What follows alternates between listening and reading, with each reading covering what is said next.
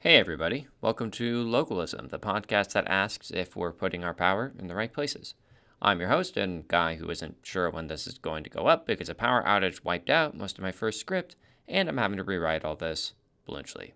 In today's episode, the first part of our book chat on David French's Divided We Fall, America's Secession Threat, and How to Restore Our Nation. A few housekeeping matters here at the top. First, as you can tell by the intro and by the date this is going up, we had a little uh-oh fucko situation over here at Localism HQ. I, like an idiot, write my podcast scripts in Notepad and didn't bother to save my work one night. Well, sure enough, the next day we had a power surge and I lost everything I'd written. This, in addition to the fact that I was scrambling to get grad school applications in this week, meant that today's episode got very delayed. Sorry, everyone. I'll try not to make it a habit.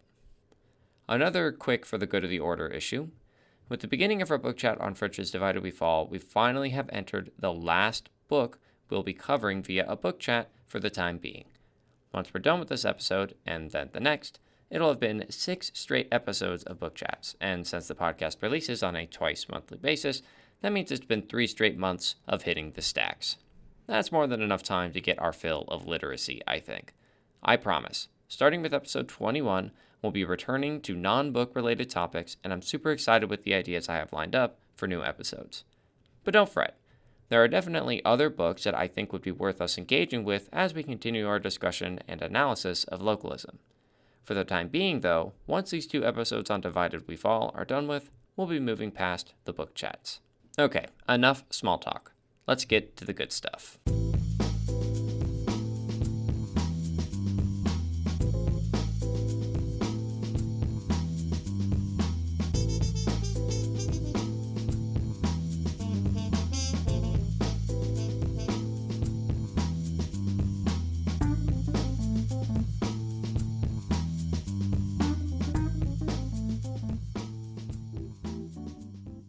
So to start off with, before we get into the content proper of Divided We Fall, America's Secession Threat, and How to Restore Our Nation, we do need to spend a bit of time on the background of its author, David French.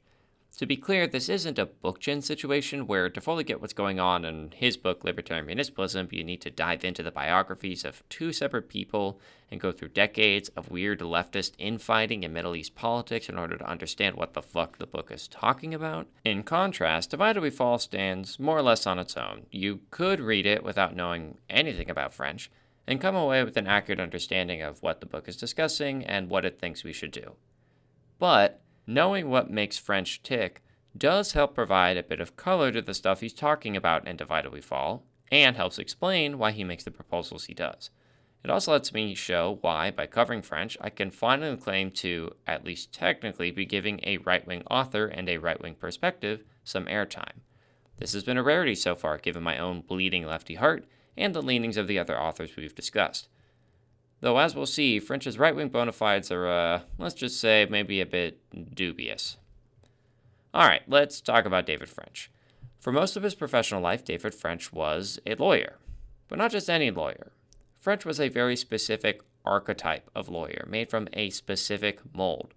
A mold that has also produced many similar lawyers, currently occupying, some, like me, might say infesting, the halls of prestigious law schools, fancy law firms, and conservative think tanks the nation over.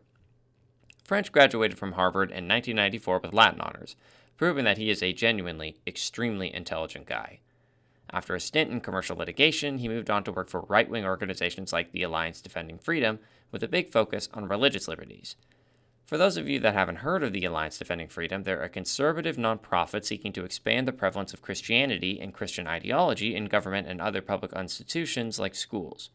The Alliance Defending Freedom, often referred to just as the ADF, has a pretty impressive group of alumni, including such right-wing darlings and or enemies as Speaker of the House Mike Johnson, Supreme Court Justice Amy Coney Barrett, former Vice President Mike Pence, former Attorney General William Barr, and current Senator Josh Hawley. ADF's lawyers wrote the anti-abortion law for Mississippi that ended up leading to the Supreme Court decision in Dobbs, the Supreme Court decision that ended the national right of abortion and overturned Roe v. Wade. So French was a super smart, super religious, super civil liberties loving, and by all accounts, very interpersonally nice, as long as you weren't gay or irreligious, guy who found his way into an elite conservative organization. Seriously, I meant it when I said this type of lawyer is a firmly established presence in the legal field. You could walk around DC and trip over guys like this like 10 times before lunch. Oh, and I'd be remiss if I didn't mention that part of French's legal experience also involves serving in the Army Reserve as a Judge Advocate General, known colloquially as a JAG. JAGs do a lot of stuff, but their main responsibilities include serving as legal advisors to commanders and both defending and prosecuting individuals under military law. They may also serve as judges in court-martial cases. In connection with his service as a JAG, he was deployed to Iraq in 2007 and earned a Bronze Star. This kind of military experience is not uncommon with the conservative, libertarian, intellectual, religious archetype French occupied during his legal career. 2015 is when things started to change for French. That's when he made the move from attorney to political commentator, writing for conservative publications and bringing his admittedly impressive intellectual guns to bear against the cultural and political bugaboos of the day. But while 2015 was the prologue of the story of how French got to be where he is in 2020 when he wrote Divided We Fall, 2016 was definitely chapter 1. And that's because 2016 is when everyone's celebrity real estate businessman turned politician best friend entered and won the presidential election. 2016 saw French transition from one archetype, the conservative civil liberties intellectual and advocate, to another now well-established niche within the political field, the vaguely libertarian, Trump-disapproving conservative, the kind you might see shopped around all the liberal news networks that enjoy showing off anyone slightly right of center who has ever said anything slightly disparaging about Trump. See, French was not at all a fan of Donald Trump or the new, more aggressive right-wing movement he headed. He became what the kids might call a rhino or a never-Trumper. And as Trump became a candidate and then the Republican nominee and then the actual president, French was not shy with his criticism. This earned him no favors with the big man at the White House himself or with the supporters who had coalesced around him. At one point, French was sent a picture of his daughter in a gas chamber by right-wing haters online, which, shocker, did not magically make him decide to change his tune and instead entrenched his dislike of this new conservative wave. Aside from, being sent horrible pictures of his children being killed, why did French hate Trump so much? Part of it arose from French's sincere ideological and moral convictions. French dislikes anything he views as sexually immoral, and thus was not at all impressed with Trump's sexual assault allegations. French's libertarian leanings also made him politically uncomfortable with Trump's willingness to use big government as a vehicle to achieve socially conservative objectives. But really, if you ask me, you didn't, but I'm going to say anyway, the biggest reason French was a Trump critic is the same reason that all these type of principled libertarian conservative intellectuals also are. Trump just doesn't follow the rules of the game. He wanted 90% of the same things that French and the others wanted, but he was loud and brash and rude and insulting and not an academic and refused to do politics as a respectable, business-as-usual process.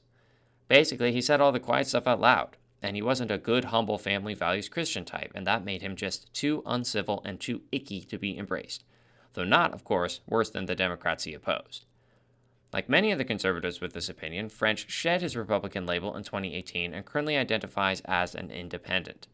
This is why I said his conservative bona fides were a little bit questionable. 10 years ago, I could confidently claim that French was a Republican, and thus that we were getting some sweet, sweet bipartisanship on this lefty rag that I call the Localism podcast. But in light of this background, the story is a bit more complicated. French cannot at all be said to represent the contemporary conservative mindset. But make no mistake, in his anti-government beliefs, his firm religiosity, I still think we can fairly call French a member of the right more broadly, even if he doesn't happen to fit exactly in the same square as most Republicans these days. So that's where we find French in 2020 when Divided We Fall, America's Secession Threat and How to Restore Our Nation is published. A religious libertarian without a political home, a longtime attorney turned political commentator, a lover of America's founders who probably spends every night dreaming of the Federalist Papers, a fervent critic of Trump and that general tenor of conservative politics. Keep French's identity and perspective in mind as we move into considering the actual content of Divided We Fall. And let's get into that content right now. Not ignoring the elephant in the room, this is a book that says America's Secession Threat right in the title.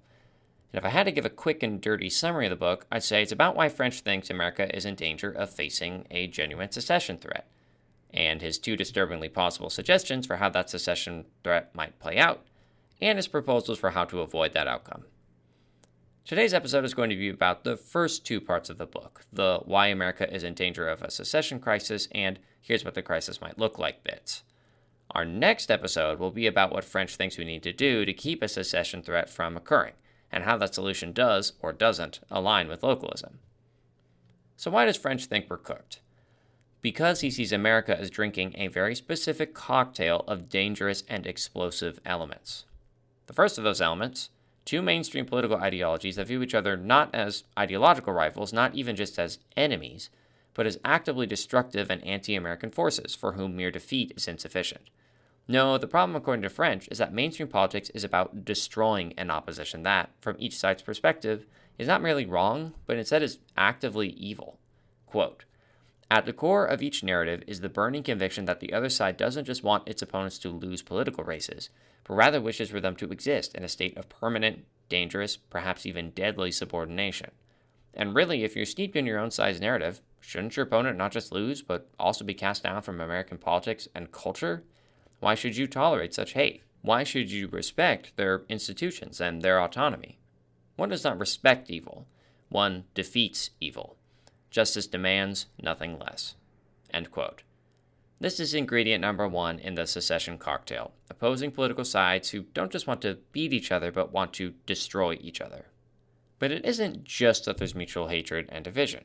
French points out something that we've discussed again and again on this podcast in a slightly different context, a trend that is only becoming stronger, which is that these opposing political sides don't exist alongside each other that much anymore. Increasingly, the ideological divides in our country are also beginning to track geographic divides, and areas with allegiance to one political party or the other are becoming more and more steeped in that allegiance.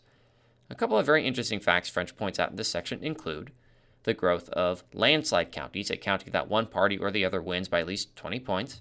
In 1992, only 38% of American voters lived in a landslide county, but as of 2016, that number had increased to 60%.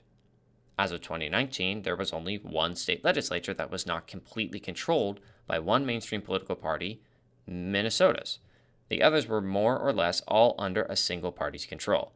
I note that according to my research, in other words, my amateur Googling, this basically continues to be the case in 2025. Minnesota's state legislature is the only one in the country where both the State House of Reps and the State Senate have a difference of one seat between political parties, with Republicans controlling 67 seats in the House and 32 seats in the Senate, while the Democrats control 66 seats in the House and 33 seats in the Senate.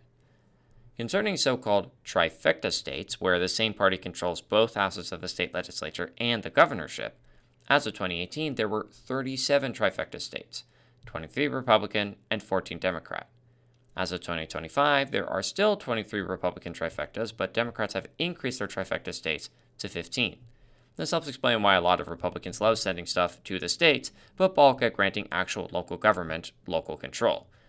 Republicans have complete control over more than half of all state governments and don't want to surrender that power to the people on the ground, especially when a lot of those people on the ground are liberal and live in cities.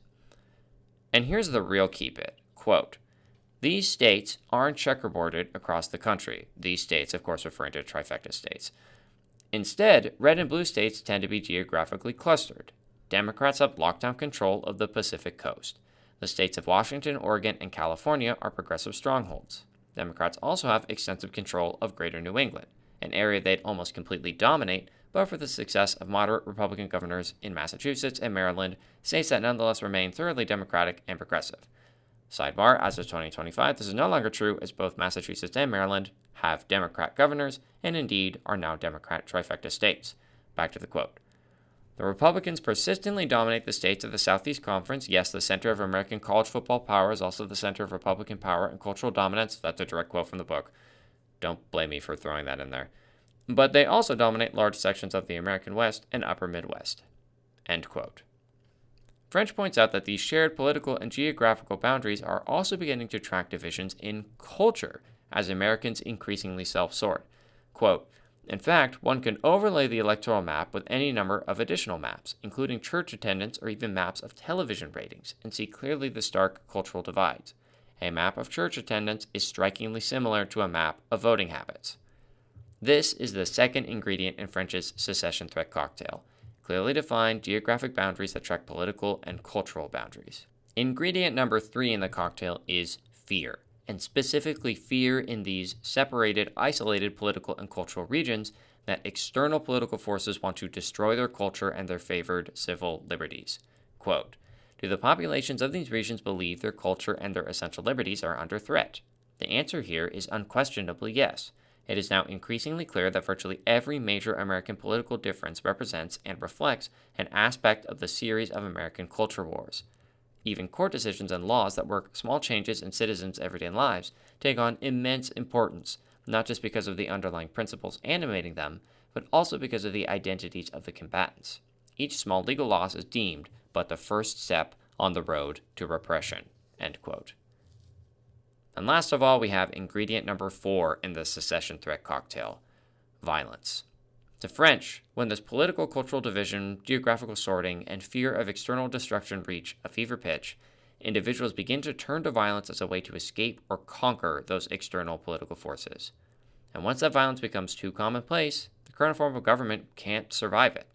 Quote, is there a level of violence that could start to break America? I believe so, and I believe that America is capable of sliding into that level of violence. End quote.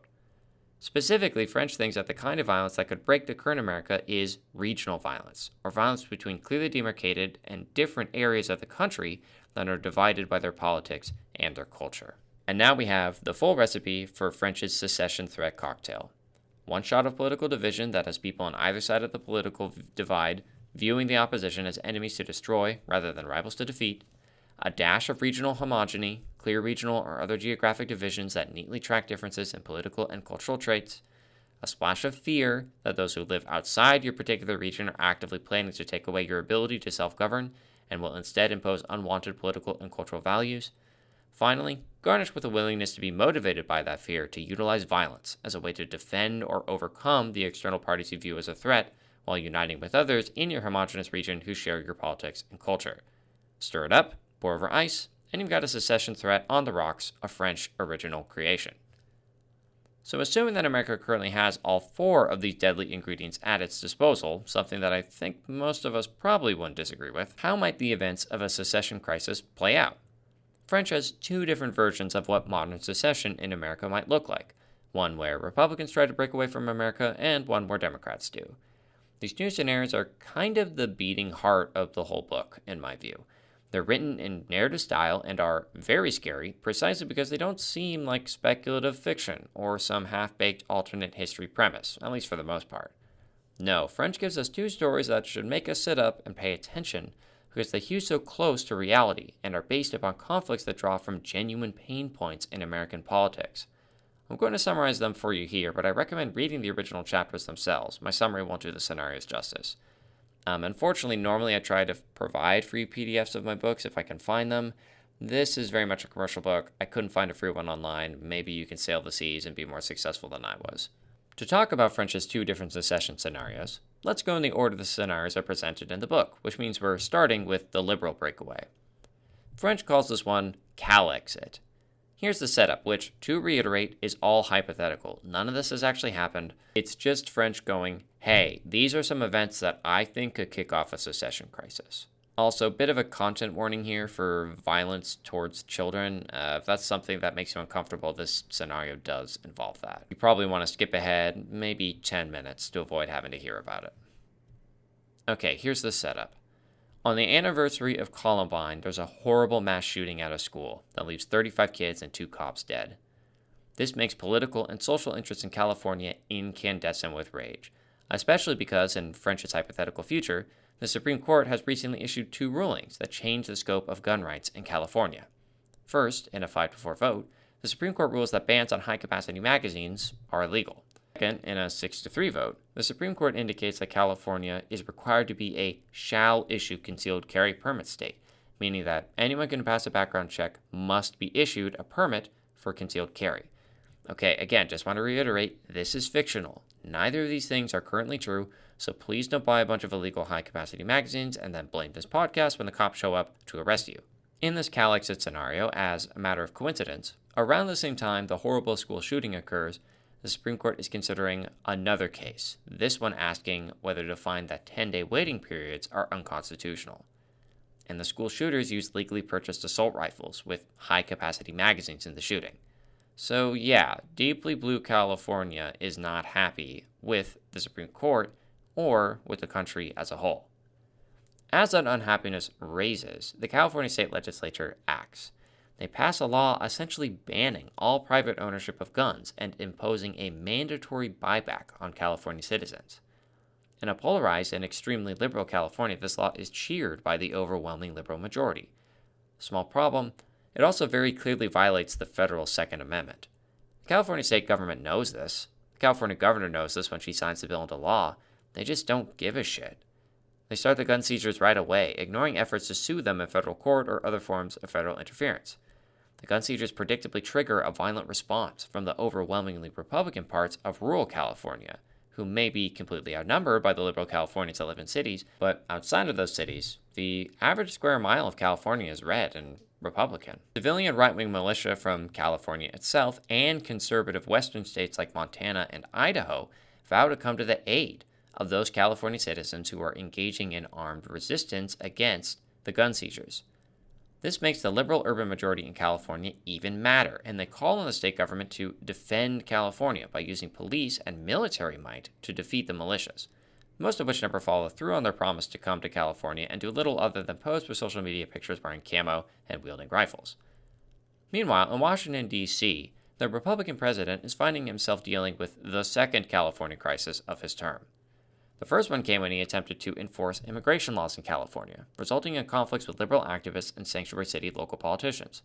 The blowback to this immigration enforcement had gotten so bad and triggered such serious protests that federal military forces had to be called in to end the immigration protests, and federal offices continued to be essentially put under siege by protests throughout this unlucky conservative president's term. Finally, the case is suing California for its federally unconstitutional gun confiscation laws arrive at the Supreme Court, which predictably rules that the gun confiscation laws violate the Second Amendment and thus must be done away with. California refuses to obey the court. At this point, conservative voters in other parts of the country and aggressive voices within the Republican administration call on the president to militarily invade and seize control of California's government. The president approves a more limited plan to use special forces to capture California's political leadership. But the plan leaks, leading to massive civilian protests in California, and the president kills the idea. Radical conservatives aren't so cautious. A group of rural conservatives livestream a coordinated attack on California officials engaging in gun confiscations, killing 6 cops, igniting a nationwide social media firestorm, and pushing things in California to the breaking point. The governor declares that the California liberal majority has made its preferences clear. It no longer wants to share a country with those who view the issue of guns differently from them and those who cheered on the live-streamed rampage of killing California officials. So California holds a popular vote. One issue, 2 options. Stay in America or go. By an overwhelming majority, almost 2 California voters vote to leave America for every one that doesn't. And the conservative president lets them go. Of course he does. Why wouldn't he? By allowing California to leave, he guarantees conservative control over the remaining American states. In a closely divided Senate and House, the loss of California's federal politicians is a breaking point. The alternative, engaging in a costly and destructive and possibly unpopular military campaign, and then a prolonged period of military occupation over a hostile populace, just isn't worth considering. So the president signs off on California's departure. Realizing that California's departure means that America will become an almost irreversibly Republican state, several other liberal parts of the country secede as well.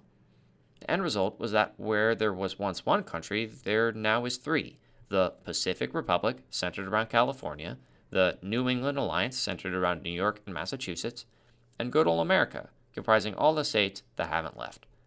French closes this scenario with this interesting little tidbit. Quote, "In the end, Americans proved to be perhaps just a bit happier after the breakup.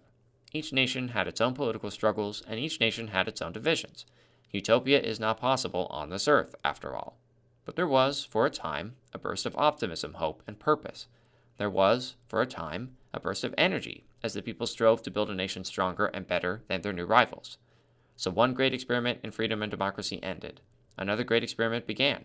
3 cultures, 3 nations, loathing replaced by rivalry, polarization replaced by purpose. As American power crumbled, the world rushed to rearm. Ancient enemies girded for new battles, but Americans, they mainly felt relief.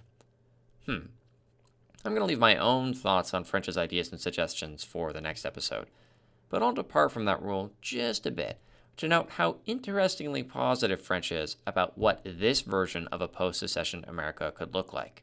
This everyone does their own thing and a grand new experiment in democracy starts almost makes it seem like French views the outcome of a secession led by Democrats as positive. He's just a little bit worried about the violent situations he sees as necessarily involved in getting us to that outcome. Anyway, that's the liberal breakaway Cal-exit scenario. Now let's get into the Republican breakaway scenario, entitled Texit. Here's the situation. The Supreme Court overturns Roe v. Wade, which hadn't happened at the time the French wrote the book in 2020, but since then actually has happened. This makes Democrat politicians so mad that they vow to open the Pandora's box of court packing in order to install judges who will restore Roe v. Wade. Not only do Democrats manage to make gains in the next round of federal elections, they achieve full control of the federal government, emerging with a majority in both houses of Congress and control of the presidency. There was no way to stop the federal government. Roe was going to come back, and a woman would again have a right to an abortion. This was completely intolerable to the deeply religious South. In the midst of the right of abortion's return and liberal ascendancy across the entire federal government, a new conservative rising star is elected governor of Alabama. This governor has progressive to moderate economic policies that vibe well with the Republicans' newfound economic populism. He's black, giving voice to a rising group within the conservative movement. He's deeply religious, and 6 months before he was born, his mother made the decision to seek someone to adopt her unborn son, after she was unable to find anyone to drive her to get an abortion. Because of how personal the issue of abortion is to his own life, the Alabama governor is a fierce anti-abortion advocate, is incredibly popular with conservatives both inside and outside of Alabama, and could not be more dismayed and disgusted with the return of Roe. On top of backing the court to get a decision restoring Roe, the full Democrat federal government now passes an extremely comprehensive gun control bill. Since this gun control bill is passed at the federal level, it now applies nationwide. This proves to be the last straw for the nationally outnumbered but still substantial conservative coalition headed by the popular Alabama governor. The governor calls a summit of politicians from southern states. At the summit, all these politicians sign a pledge to not recognize any right of abortion in the South and not enforce the newly passed federal gun control bill. The Democrat-controlled federal government is livid. In addition to pursuing the usual legal means of trying to force compliance, federal lawsuits, threats to funding, etc., the liberal federal government also leans on Silicon Valley tech companies to begin deplatforming the websites of anti-abortion, conservative, or religious groups that support the state-level defiance. The tech companies, who find it profitable to be in the good graces of the federal government and whose employees already tend to skew liberal, agree. The Democrat-controlled federal government continues passing more legislation, such as socialist health care and removing tax-exempt status from churches who discriminate against gay and trans people. As all this goes on, Texas watches from the sidelines. It did not sign on to the pledge to not enforce a gun control law and to ignore the federal right of abortion. The governor, though Republican, is a centrist, who was elected by a Texas turned increasingly purple by expanding populations in Texas's cities. But then something happens that sends the country over the edge. In Alabama, the governor directed state troopers to block the reopening of an abortion clinic. This was a direct violation of federal law, and the Democratic federal attorney general thus plans to arrest the Alabama governor. The FBI targets him while he is visiting a city in Texas with a light security detail, theorizing that the liberal city will prevent potential bystander interference during the arrest. But the FBI doesn't identify itself when it moves in to capture the Alabama governor. The governor's security, alarmed to see unknown gunmen surrounding the governor's car, opens fire. The FBI shoots back. When the smoke clears, multiple FBI agents are dead, as are the governor's security detail and the Alabama governor himself. The outrage this causes finally gives the Texas governor the space to act. He joins the other southern and now Midwestern conservative states that have signed on to the declaration not to enforce the gun control or abortion right laws. More than that, he directs the Texas government and police to refuse to enforce any order issued by the recently packed Supreme Court. The liberal president can't let this act of defiance from a conservative bloc of states headed by the Texas go unanswered. She attempts to federalize the Texas National Guard, placing it under her command, and prepares plans to take direct federal control over Texas. The head of the Texas Guard, himself, of course, a proud Texan, refuses the order and indicates that he will remain under the command of the Texas governor. The National Guards and several other southern states follow suit, declaring that they too will refuse any attempt at federalization and will only follow the orders of their own state governments. A political crisis has now translated into a military one. And if you look at a map of America, it turns out that half or more of all of America's military bases and even nuclear assets are located in Republican areas, to say nothing of the general conservative bent of the armed forces as a whole. Meanwhile, liberals are horrified by what they see as the rise of a neo-Confederacy based specifically on anti-abortion and pro-gun ideals, and that had its hand on the trigger of an uncomfortably high number of America's nuclear bombs. Protests in blue urban cities within conservative states invite harsh crackdowns and inevitably devolve into widespread riots and instances of police brutality.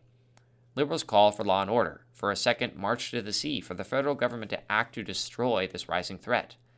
The initial deplatforming of certain organizations by Silicon Valley now turns into an outright internet blackout across most of the South, all the California companies refusing to provide any service to the rebels. With the internet so essential to daily life, the southern states seize and confiscate whatever property these Silicon Valley companies have located in the South, seeking to restore internet access across the region. At this point, the rift is simply too broad to mend. The Texas state government passes a secession bill. Once that happens, the other conservative states feel they have no choice but to secede as well. Without Texas's senators and state representatives and electoral college votes, liberals would achieve essentially irrevocable control of the federal government. So it was either stay in a progressive country or leave to join their ideological brethren in Texas. The choice was obvious to southern states. And because so many military assets were located in red areas and remained under control of conservative states, America didn't want to take the risk of a military confrontation.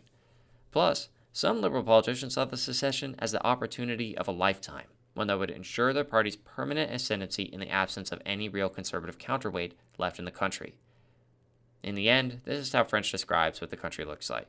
Quote, "The lethality and rapid deployability of modern weaponry averted civil war, but the brinksmanship that ensured the new nation's existence left the two nations angrily divided in a state of Cold War, subject to economic boycotts and travel bans.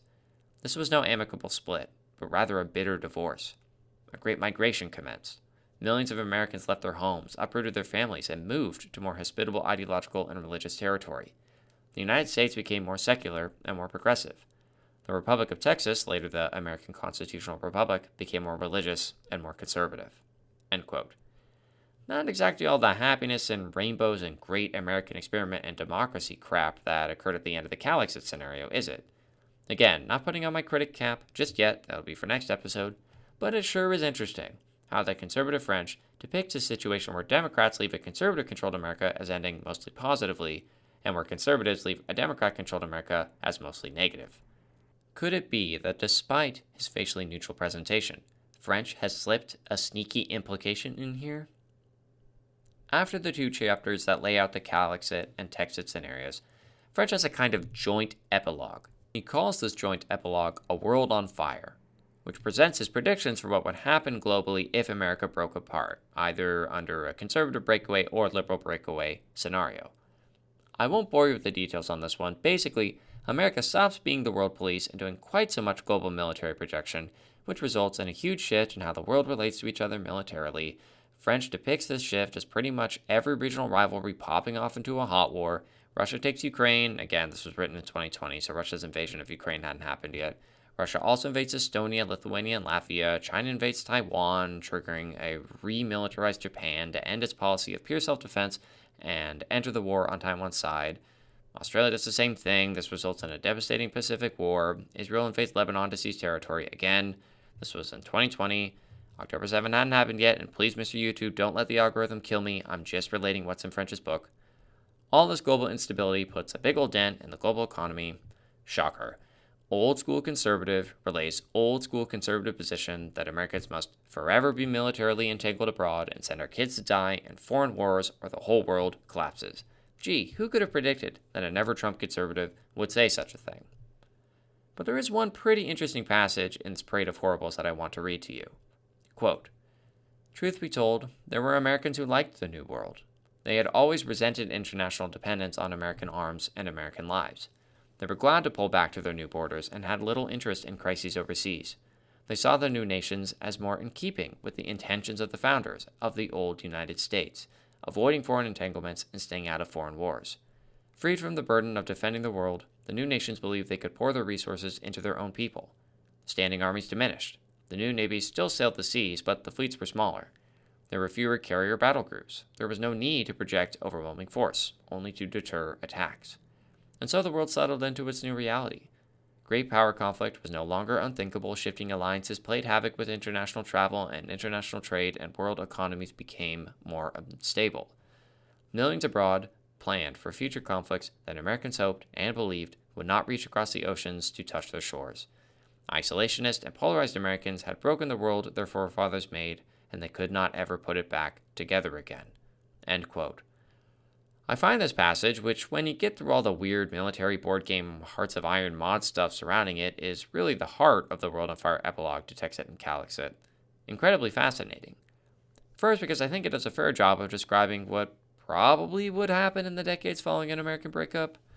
Second, because it's one of the few places in the book where I genuinely don't have a sense of how French's own politics are coming into play. In other words, is French one of the Americans who liked the New World and saw the end of American foreign entanglement as a good thing? Or does he view the American breakup as facilitating too much global economic and political instability, and thus being a bad thing? He describes in glowing terms the way that the end of American military involvement abroad allows the new descendants of the fractured America to pour resources into their own people, only to then describe in derisive terms the isolationist and polarized former Americans who have an impliedly vain hope that future conflicts would not reach across the oceans to touch their shores. Usually the cheat code with conservative intellectual types to tell what they think is to just see what they say the founders would have done. But French invokes the founders during both his praise and criticism. Thus he speaks of the splintered America as, quote, more in keeping with the founders of the old United States, avoiding foreign entanglements and staying out of foreign wars, only to then bemoan the way polarized isolationists have, quote, broken the world their forefathers made. The ambiguity in this passage is striking, especially considering French's complete lack of ambiguity in presenting his thoughts elsewhere. Not to speculate on the mindset of our dear author, but I wonder if the uncertainty, the gray area presentation here, reflects an area of internal division within French's own thoughts on secession.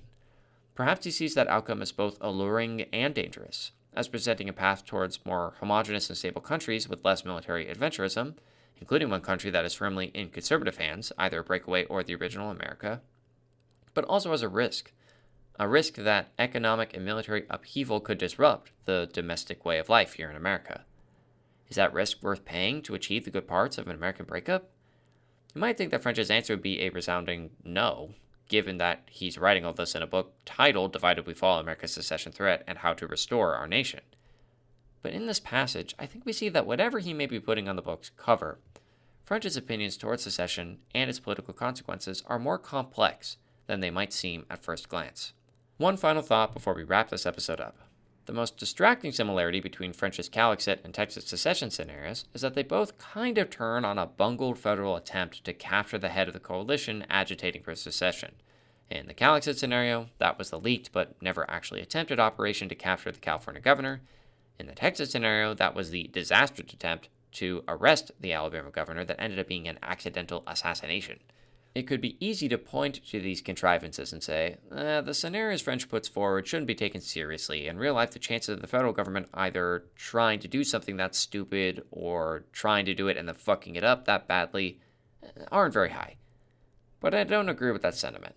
First, because you should never underestimate the federal government's ability to have bad ideas and execute them incompetently. But second, and more importantly, I actually think that the weird parallel botched arrests are not really all that central to the scenarios that French describes.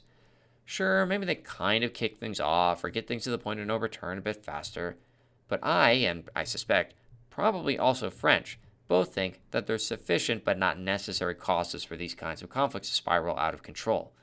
Put another way, even without some dramatic triggering event like a governor getting assassinated, a secession crisis was a conceivable outcome in French's scenarios anyway. If there hadn't been the arrest attempts, it would have been something else. And why would I argue that me and French are right on this? Because the real beating heart of the Calixet and Texas scenario isn't the specific events or the admittedly interesting alt history speculations. The real heart is the nature of the issues that create the divides that widen into secession crises. It's these intractable problems on which, either because of the nature of the current American political climate or simply the nature of the issues themselves, discussion and compromise simply aren't possible. And so when there comes a time of national reckoning and even separatism that arises due to those issues, there is no way out within the existing political system. Okay, let's be a bit more specific about this. What gets the Cal exit scenario going? A big mass shooting that leads the people of California to fulfill the liberal objective of getting rid of the Second Amendment. What gets the Texas scenario going? A change in Supreme Court precedent that leads the people of Texas to fulfill the conservative objective of making abortion completely illegal nationwide. Gun rights and abortion are different issues in terms of their subject matter, but very similar in terms of their susceptibility to reasoned disagreements or middle-of-the-road compromise solutions, by which I of course mean that both issues are absolutely not susceptible to those things at all. For gun rights, either firearms are legal for people to own and use, or they aren't. Either you view guns as an essential part of life and as necessary tools to keep yourself safe and maybe even fed, or you view them as violent tools that enable the worst among us to kill and maim more people than they could otherwise.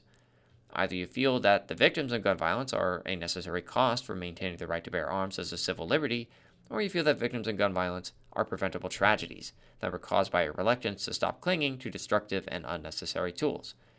Like, sure, maybe we can find agreement on stuff around the periphery, stuff like high-capacity magazines and bump stocks or whatever, but in its most basic terms, the gun rights debate is really a question of, should the average person be able to own a gun or not? It's not a question that can be answered with a half measure or halfway solution that's going to be satisfying to anyone. Same with abortion. Depending on your particular politics, abortion is either a bodily autonomy issue that involves the right of women to end unwanted pregnancies, or it's a question of putting innocent children to death. And that question is necessarily bound up in faith, another dividing factor that does not admit of compromise. Does a fetus have a soul? The average liberal, me, will say one thing. The average conservative will say another. And that view isn't really one where you can believe both sides. Nobody's out there saying like, well, okay, we can all agree that maybe a fetus that's 6 months old has half a soul, but one that is 2 months old has a quarter of a soul, so we need to do blah, blah, blah. See how ridiculous that sounds? It's a binary issue. There is no compromise. There is no gray area. There is no middle path. Only two competing and contradictory understandings of the world. And when you end up with a political crisis based on an issue like that, and we have that four-part cocktail of political division, regional homogeny, fear, and a willingness to be motivated by that fear to utilize violence, then the danger of America breaking apart looms large. Given the reality of these intractable issues, which I have no choice but to agree with French are not issues that will ever be susceptible to nationwide compromise between areas of the country with vastly different politics and values, the question becomes, how do you keep the uncompromisable issues from spiraling into a secession crisis? Or maybe the question should be, is it even possible to do so? And if it is possible, should we even want to? Or should we instead view secession as a superior outcome for all the reasons French explicitly or implicitly suggests? Keep all these questions in mind for next time, where we'll consider French's proposed solution to keeping the simmering tensions in America over uncompromisable issues from resulting in a secession crisis. So finally get around to talking about the thing that this podcast is nominally centered on, localism. We'll explain how localism does and doesn't align with French's proposed solutions. And not to spoil things, but I'll also get into why localism completely rejects the idea of secession as a good way to address our nation's fundamental problems, and instead views the local authority framework as a better way to diffuse the tensions that might otherwise push America towards fracturing. That's not just because of the structural changes that localism proposes for America. It's also because localism is a set of normative values, an alteration in the way that the various sides in this region by region, state by state, polarized area versus polarized area conflict think about and interact with one another.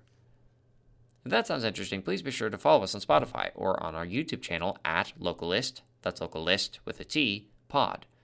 If these long-form podcasts aren't your thing, then we also do these great 3-minute long YouTube shorts that give a more condensed version of the podcast episodes. And check us out on Blue Sky at localistpod.bluesky.social. Finally, if you have any questions or comments, send me an email at localistpod@gmail.com. Catch you guys later.